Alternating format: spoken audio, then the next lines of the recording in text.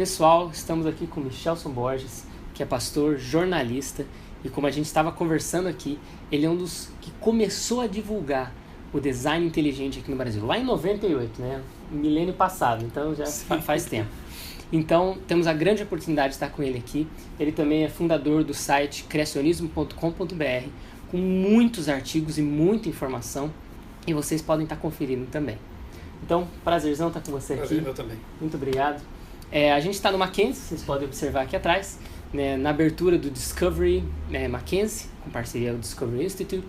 E você que já está envolvido com essa questão de design inteligente, qual a importância de a gente ter mais esse conhecimento do design e esse lado da ciência que às vezes não é abordado, né, da interpretação científica? Qual que é a importância do design inteligente no meio acadêmico? Bom, o design inteligente tem uma vantagem bem interessante no meio acadêmico, né, porque ele se propõe estudar, identificar evidências de um design intencional na natureza, no universo, na criação, especificamente na vida, né, sem necessariamente apelar para a religião ou para literatura, né, de tradições religiosas, né? Então é uma teoria, um modelo estritamente científico, né? A gente costuma até comparar com ciência forense, né? A ciência forense só pode ser feita porque se parte do pressuposto de que a cena do crime existe porque alguém, infelizmente, né, malignamente inteligente, executou aquela ação. Então lá vão os investigadores analisar as pistas, né? Fio de cabelo, uma marca de sangue, coisas do tipo, né? Que eles bem entendem, vão ao laboratório e conseguem, se forem bem competentes, né, identificar o autor do crime. Isso é design inteligente, né? A gente poderia até, quem sabe, fazer uma ponte com a Bíblia, né? Porque eu sou criacionista, então não posso evitar de falar disso, né? Mas o apóstolo Paulo, em Romanos capítulo 1, ele fala de design inteligente. Quando ele fala assim que os atributos invisíveis de Deus, o seu eterno poder, sua própria majestade, né, podem ser percebidos por meio das coisas que foram criadas. Isso é design inteligente, né? Você partir da evidência para o causador das evidências, né? A diferença, talvez assim, básica entre criacionismo e talvez fosse a sua pergunta seguinte, me desculpa. Claro, não. Vamos entre criacionismo e design inteligente é o fato de que, para os TDIstas, os defensores do TDI, teoria do design inteligente, não importa tanto a identidade do designer. Porque daí você já dá um passo adicional que acaba indo para a metafísica, né? Então não se assume teologia. Que é um Deus ou nem se assume que é a Bíblia. Se assume que alguém criou. Projetou, criou, ou fez, ou semeou, ou deixou, né? Tem até ateus, né, que fazem parte do movimento TDI. E aí talvez você possa perguntar, mas como assim um ateu? Né? Ele crê num criador? Eles podem achar, por exemplo, que foi uma raça alienígena que veio aqui e semeou a vida, né? Mas sempre partindo do pressuposto de que a vida não pode surgir. Eu acabei de realizar um sonho que foi entrevistar o Dr. Michael Behe aqui nesse evento, né? Você vai poder conferir isso aí também lá no meu canal, um merchanzinho aqui. Mas enfim, e conversamos ali sobre o rotor bacteriano, sobre estruturas de complexidade redutível, né? Ele ilustra bem no livro dele, A Caixa Preta de Darwin, com a questão da ratoeira, né? Que precisa de partes interconectadas, sem as quais a ação não ocorre, né? E o corpo humano está repleto desses sistemas, né? Sem os quais a vida não seria possível, né? Máquinas moleculares, essenciais e por aí vai, né? Bem, a sua pergunta? A gente vai divagando. Então você já tinha engajado na diferença do criacionismo e do... Então, a gente estava falando sobre a questão das similaridades e diferenças entre criacionismo e design inteligente, né? Bem, essa parte que passou pode colocar em cinza depois, né? O criacionista, ele já se preocupa, não que se preocupe, mas ele identifica o designer porque ele parte do pressuposto de que a Bíblia é também uma revelação de Deus. Certo. Assim como a natureza, né? O criacionista entende que Deus tem basicamente 2 livros poderosos para entender a realidade. A natureza em si, certo. E aí ele usa a ciência, que é como diz um amigo nosso, Eduardo Lutz, que é um grande amigo físico, né? É uma caixa de ferramentas com a qual você consegue interpretar o que você observa, né? Você consegue investigar. Então, para o criacionista, a ciência é uma ferramenta tremenda. Ele nunca abriu mão disso, não abre mão disso. Os primeiros cientistas, né, os pioneiros da ciência, Newton, Galileu, Copérnico, Blaise Pascal, eram todos criacionistas, né? Eles fizeram ciência, criaram um método científico até, e não abriu mão da revelação especial, que é a Bíblia. O criacionista faz essa ponte, né? Ele enxerga a realidade com 2 lentes, como Newton bem fez, né? Ciência e boa teologia. Boa ciência e boa teologia. Como diz o Marcus Eberlin, né?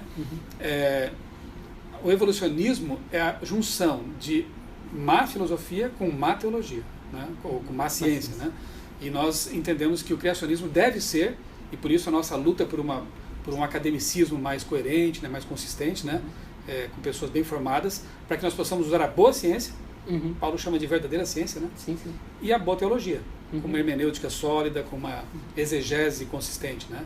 O criacionismo é isso, é a junção dessas duas áreas. O design inteligente, ele abre mão daquilo que é metafísico ou teológico e fica apenas com aquilo que é estritamente científico, né? Não que a teologia não seja também científica. Para o criacionista, ele está lendo só um dos livros, como você colocou. Bom entendimento, né? Ele está observando com uma lente. Somos aliados? Perfeitamente. Por quê? Porque nós podemos nos valer das pesquisas que Discovery Institute, né, e outros centros de pesquisa fazem, no sentido de identificar realmente as evidências, né, ali, empíricas de que há, sim, um design intencional. No decorrer dos anos, a gente sabe que você já deu muitas palestras, aulas e seminários em várias igrejas, né, escolas e tudo mais. Como tem sido essa experiência de ensinar tanto a criação, o criacionismo, quanto o design inteligente no público cristão? Sabe, às vezes é um trabalho de formiguinha, né? E eu fico feliz de ver assim, eu tenho comentado com o Everton, com outros amigos, né, do criacionismo e design inteligente, que é tão gratificante ver uma nova geração de jovens engajados no criacionismo, né? Pessoas que têm uma tremenda formação acadêmica, doutores aí nas áreas de biologia, de química, física, né? E que estão se apaixonando pelo criacionismo e pela TDI também. Isso é muito empolgante, né? Porque durante muito tempo, como eu disse, a gente se sentia assim meio que como um guerreiro solitário, né? Divulgando insistentemente esse assunto. Alguns nem entendiam muito bem, mas por que falar de ciência na igreja, né? Puxa, Deus é o maior cientista do universo, né? É o cientista, né? Não o maior do universo, é o cientista, né? E então, assim, eu sempre fui um apaixonado porque eu vim do evolucionismo, né? Eu fui evolucionista, escrevi um livro evolucionista lá nos meus 15 anos, né? E quando eu conheci o criacionismo foi um choque e ao mesmo tempo uma alegria tremenda, porque eu pude perceber que era possível conciliar a boa ciência com a boa religião, com a boa teologia, né? E eu me apaixonei por isso. E quando você se apaixona por Cristo e pela verdade, você não consegue ficar calado, né? Então eu comecei a escrever, comecei a falar como eu podia, e graças a Deus Deus foi abençoando esse ministério, né? Com o blog, com essas palestras, e tem sido muito gratificante, né, ao longo desses mais de 20 anos, poder falar nas igrejas, em eventos, né, congressos universitários, né, sobre esse assunto que me encanta, me apaixona, e que eu sei que na eternidade será ainda mais encantador. Agora uma pergunta um pouco mais pessoal. Nem tanto, mas mais pessoal. Como é que o criacionismo, você mencionou, né, que antes você era evolucionista e se tornou criacionista, como foi essa etapa de transição? Como é que o criacionismo veio e entrou, entre aspas, na sua vida, nessa questão de... Aquele caiu a ficha, né? Aquele estalo. Ou foi um processo? Né? Foi um processo, doloroso até, né? Eu costumo contar nas palestras que eu faço, quando eu menciono a minha experiência, né? Minha experiência de mudança de cosmovisão, que eu sempre gostei muito de ciência, desde a minha infância. Eu praticamente fui alfabetizado com uma coleção de livros científicos, uma enciclopédia que meu pai tinha em casa, Ciência Ilustrada, né? Vários volumes assim de capa preta, né? E ainda mais quando eu descobri que minha mãe, ela tirou meu nome de um daqueles livros, né? Meu nome homenageia um cientista, um físico americano chamado Albert Michelson. Me chamam Michelson porque minha mãe disse que era assim, né? Mas é o Albert Michelson. Eu descobri que ele foi o primeiro físico a ganhar um Nobel, né, nos Estados Unidos, e eu fiquei assim realmente muito lisonjeado, né, com esse nome. Isso despertou ainda mais o meu interesse por ciência. Bem, eu até queria ter feito biologia ou algo assim, mas no ensino médio eu comecei a fazer um jornal no colégio e gostei muito do jornalismo e acabei enveredando para esse lado. Então, né? Queria ser uma espécie de jornalista científico ou algo assim. A minha conversão é que mudou os rumos da minha vida, mas isso é uma outra história, né? Enfim, eu, além de ler, eu gostava muito de caminhar na praia. Meus pais tinham casa de verão lá no litoral sul de Santa Catarina. Eu gostava de caminhar na praia ao pôr do sol. Eu me deitava na areia e ficava olhando as estrelas aparecer no céu, né? Eu ficava contemplando tudo aquilo, né? A Via Láctea, aquele aglomerado de estrelas, né? No meio do céu. Faixa. Aquela faixa leitosa, né? Via Láctea. E isso me trazia questionamentos.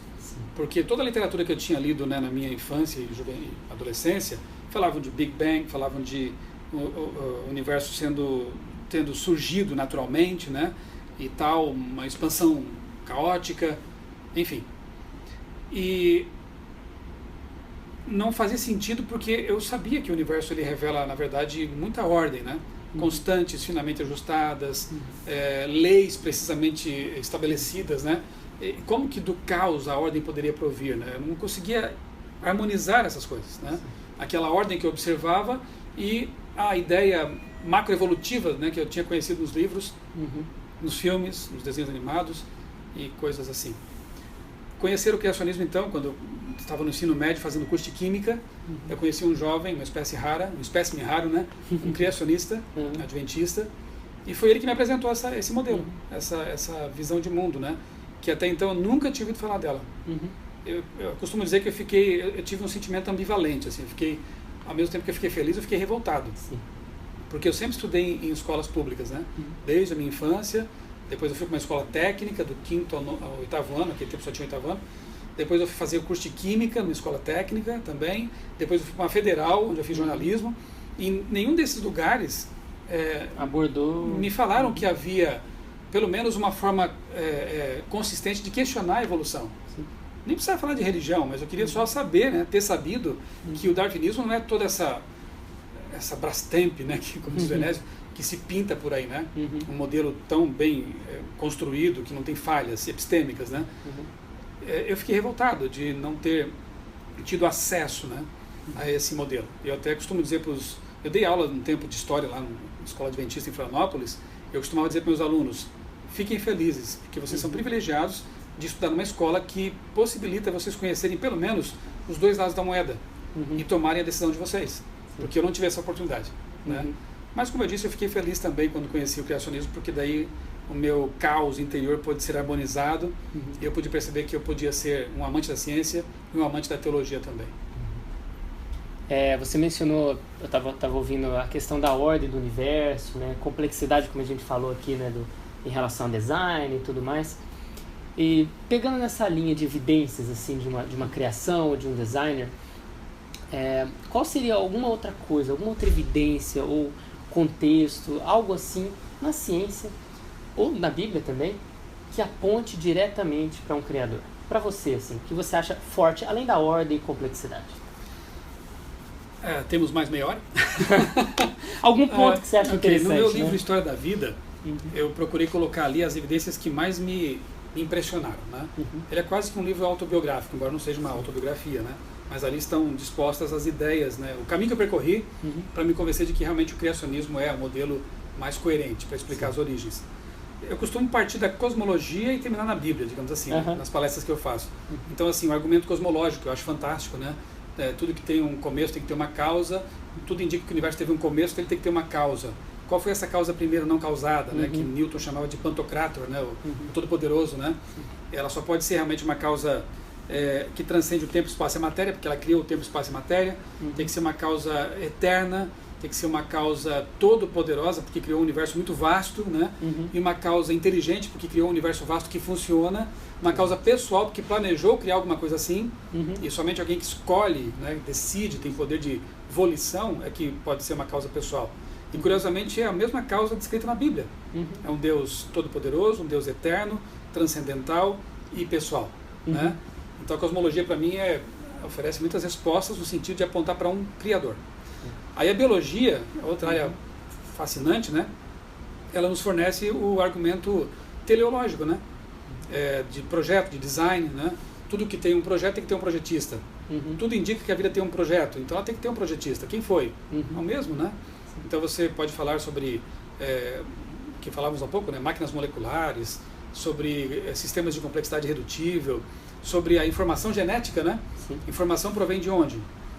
Tem que ter uma fonte informante, né? Quando a gente analisa, por exemplo, o próprio Dawkins, né? Ele coloca lá no Relojoeiro Cego que dentro de um núcleo de uma ameba há tanta informação para preencher uma enciclopédia. Se uma ameba tem tudo isso de informação, né? Quando você pega ali o genoma humano, que encheria um pão de açúcar quase, de volumes, né? De livros, né? De informação. De onde vem essa informação? informação precisa de uma fonte informante, né? Então a biologia hoje é a bioquímica, a biologia molecular, né? São tremendas ferramentas pró-criacionismo e design inteligente, né? Não se tornou só a ciência da vida, mas a ciência da informação, né? Sem dúvida. Porque né? se aprofundando cada vez mais, cheguei a esse ponto. Sem dúvida.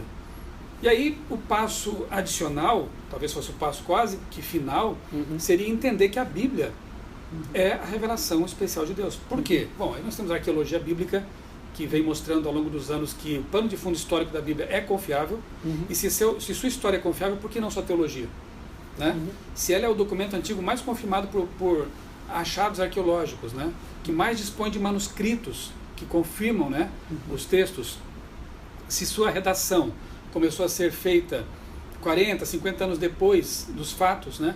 Ou seja, havia muitas testemunhas oculares vivendo ainda após a ressurreição e a ascensão de Cristo, por exemplo. Podiam aprovar ou negar aquilo. Podiam negar facilmente se fosse mentira. O próprio Herodes, né? O próprio Nicodemos, nunca ia deixar o nome dele, uma pessoa importante, ser associado a uma mentira, uma farsa, né?